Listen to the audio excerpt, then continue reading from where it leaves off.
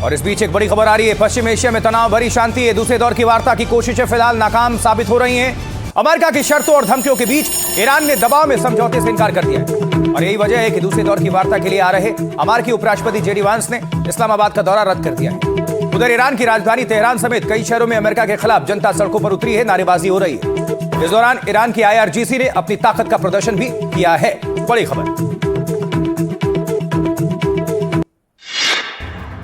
मंगलवार रात ईरान की राजधानी तेहरान का नजारा। यहाँ के इनकलाब स्क्वायर पर अमेरिका के खिलाफ प्रदर्शन के लिए आधी रात को भारी भीड़ उमड़ आई। ईरान के झंडे लहराती और नारेबाजी करती भीड़ के बीच ईरान के रेवोल्यूशनरी गार्ड्स ने अपनी ताकत का प्रदर्शन किया। जनता के बीच मोबाइल लॉन्चर पर रखी एक बड़ी बैलिस्टिक मिसाइल लाई गई। जानकारों के मुताबिक ये ईरान के कद्र बैलिस्टिक मिसाइल लग सकती है। मिसाइल के साथ असॉल्ट राइफल लिए IRGC गार्ड्स मौजूद थे। इस दौरान भीड़ ने अमेरिका और इजराइल विरोधी नारे लगाए। नारों में कहा गया, तेल अवीव के दिल पर आखिरी हमला करो, शाहिद और खैबर से अतातियों को रोने पर मजबूर कर दो। इससे पहले ईरान की सेना ने चेतावनी दी कि अगर अमेरिका और इजराइल ने हमला किया तो वो जवाब में उनके ठिकानों पर पूरी ताकत से हमला करेंगे, पहले से बड़ा सबक सिखाएंगे।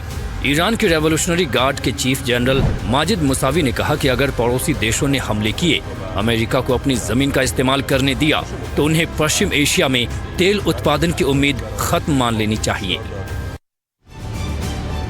देखिए, दूसरे दौर की वार्ता टलने के बावजूद अमेरिकी राष्ट्रपति डोनाल्ड ट्रंप ने युद्ध विराम आगे बढ़ा दिया। हालांकि नाकेबंदी जारी रहेगी। ईरान ने नाकेबंदी की आलोचना करते हुए आरोप लगाया अमेरिका ने एक सरप्राइज अटैक का समय हासिल करने के लिए युद्ध विराम बढ़ाया है। रिपोर्ट दिखाते हैं आपको। अमेरिका ईरान शांति वार्ता के लिए इस्लामाबाद तैयार था। अमेरिकी उपराष्ट्रपति जेडी वांस इस्लामाबाद की लंबी यात्रा पर रवाना होने वाले थे, लेकिन ईरान ने वार्ता के लिए हरी झंडी दी ही नहीं।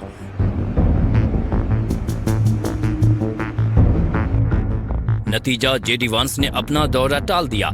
इससे पहले ईरान ने साफ कर दिया कि वो दबाव में कोई समझौता नहीं करेगा। इस बीच सबकी चिंता ये रही कि युद्ध विराम का क्या होगा, जिसकी मियाद बुधवार सुबह खत्म हो रही थी। क्या ईरान पर हमले फिर शुरू हो जाएंगे? क्या पश्चिम एशिया के देशों को ईरान के जवाबी हमला झेलने होंगे? लेकिन अमेरिकी राष्ट्रपति ट्रंप ने ये कहकर राहत दी कि जब तक ईरान बातचीत का प्रस्ताव नहीं सौंपता, तब तक वो युद्ध विराम बढ़ा रहे हैं। ट्रंप ने कहा कि वो पाकिस्तान के आग्रह पर ऐसा कर रहे हैं। पाकिस्तान के प्रधानमंत्री शहबाज शरीफ ने इसके लिए ट्रंप का शुक्रिया अदा किया। हालांकि ट्रंप ने ये भी साफ किया कि हॉर्मुज पर उसकी नाकेबंदी जारी रहेगी।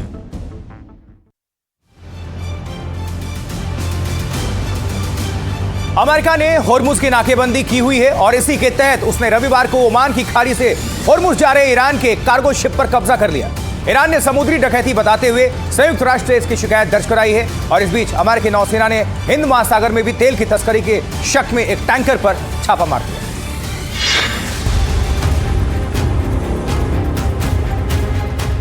समंदर में गश्त के दौरान अमेरिका के मरीन कमांडो एक और ऑपरेशन के लिए निकले। हिंद महासागर में नौसेना के जहाज से वो एक हेलीकॉप्टर में उड़े और सीधे उतरे एक ऑयल टैंकर पर। MT टिफानी नाम के इस टैंकर को अमेरिका ने प्रतिबंधित किया हुआ है। अमेरिकी रक्षा मंत्रालय पेंटागन के मुताबिक ये टैंकर ईरान के तेल की तस्करी कर उसे पूर्वी एशियाई देशों तक पहुंचाता है।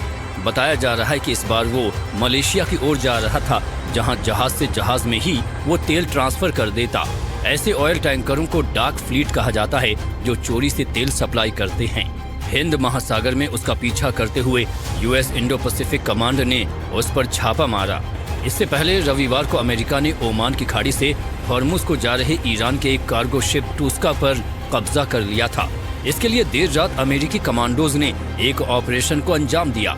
अमेरिका ने कहा कि उसकी नाकेबंदी के तहत ईरान के झंडे वाला जहाज नहीं गुजर सकता। उधर ईरान ने इसे समुद्री डकैती बताते हुए संयुक्त राष्ट्र द्वारा इसकी आलोचना की मांग की।